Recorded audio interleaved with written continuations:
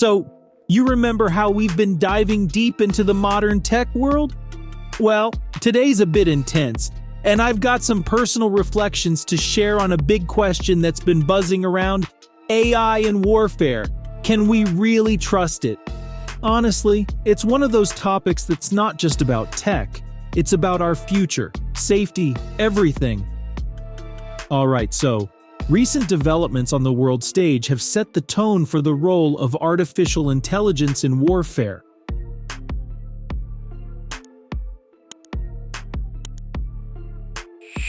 Earlier this year, U.S. House and Senate committees bore witness to a series of compelling testimonies concerning AI and its relationship with China. One of those testimonies came from Alexander Wang, the CEO of Scale AI, who, in my opinion, made a powerful statement when he said, "The Chinese Communist Party deeply understands the potential for AI to disrupt warfare. AI is China's Apollo project." These words underscore the strategic importance China places on AI in the realm of national security. So, when we talk about this whole AI thing in the context of warfare, it's pretty interesting, right? I mean, it's not like it's just one side of the story. There's this stark difference in how China and the United States approach it, and that's worth digging into. Alright, so here's the thing about AI, right? You've probably heard it thrown around a lot, especially when it comes to warfare.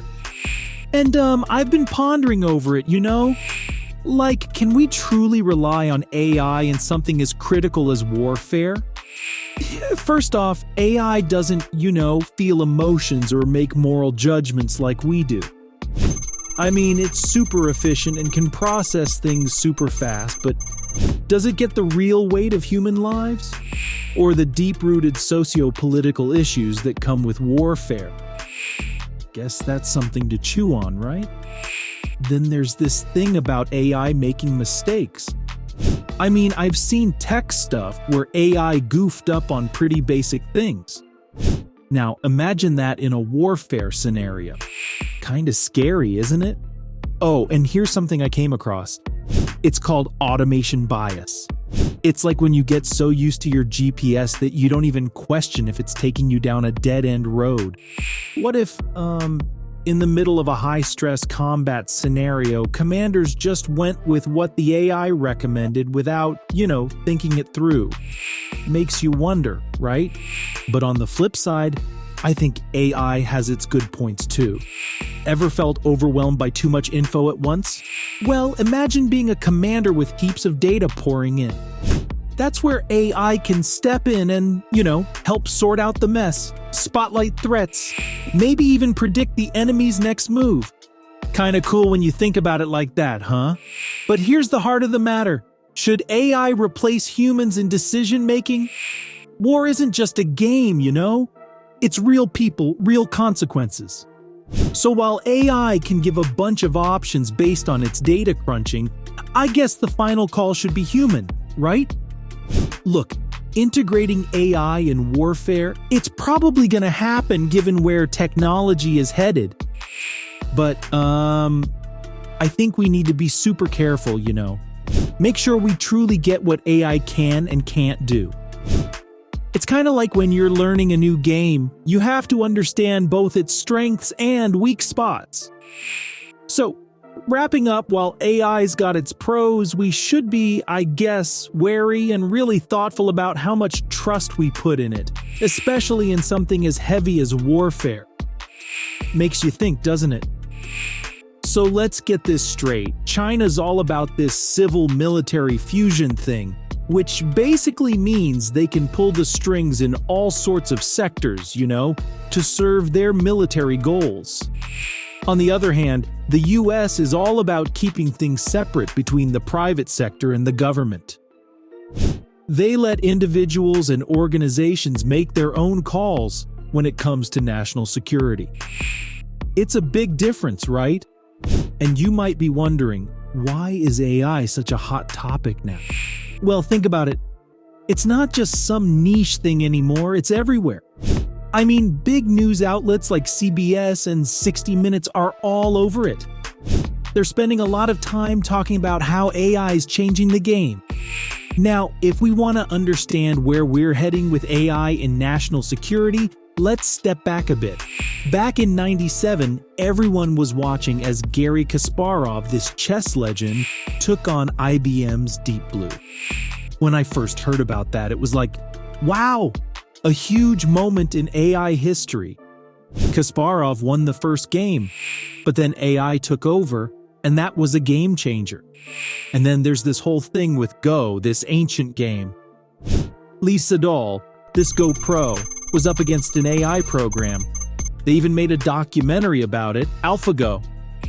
Sedol said, "I believe human intuition is still too advanced for AI." But guess what? AI won most of the matches, and that was just a few years back. Moving from chess to poker, you'd think that's where humans had the upper hand, right? But nope.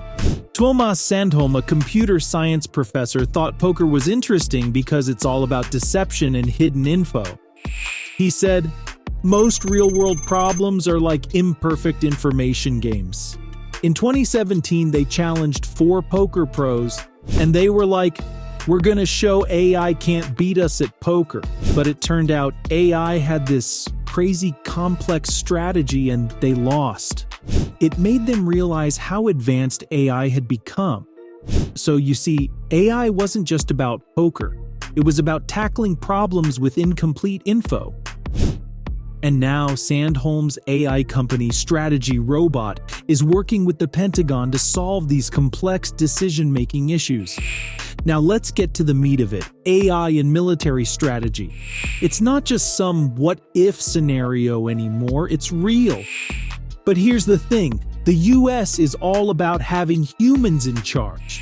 Dr. Craig Martell, the guy overseeing it, is all about being responsible with AI in the military. But think about it. In life or death situations, will commanders trust AI or stick to their gut? It's kind of like those poker players learning to trust AI for crucial decisions. And there's this worry, that we might fall behind. China's really into AI for the military, son. So it's this balancing act between humans and AI. The future of AI in warfare? Well, it's uncertain, but it's happening. Michel Flournoy talks about ethics in AI development, which sounds good, but then you think about other countries not playing by the same rules. So, there's this challenge of balancing human control with AI's power. And remember how AI beat us in games like chess and poker? Yeah, it's pretty eye-opening. So, can we trust AI in warfare? As AI keeps getting better, that's a question that keeps evolving. And when we think about AI in warfare, ethics are a big deal. I mean, letting AI make life and death calls? It's like something out of a sci-fi movie, right? Plus, there's the whole cybersecurity thing. How safe are these AI systems? Are there safeguards against them falling into the wrong hands? Cyber attacks on AI? That's a whole new layer of complexity for national security. To tackle these issues, the U.S. Department of Defense set up this Chief Digital and AI Office, led by Dr. Craig Martell. They're all about having policies for AI in the military, making sure it's ethical and secure. Now, at the core of AI in warfare is decision-making. AI can process tons of data in a snap, which can change the game in the military. But of course, commanders need to trust those AI recommendations. It's kind of like how poker players learn to trust AI even when it went against common wisdom. So to wrap it up, the future of AI in warfare is like an ongoing story.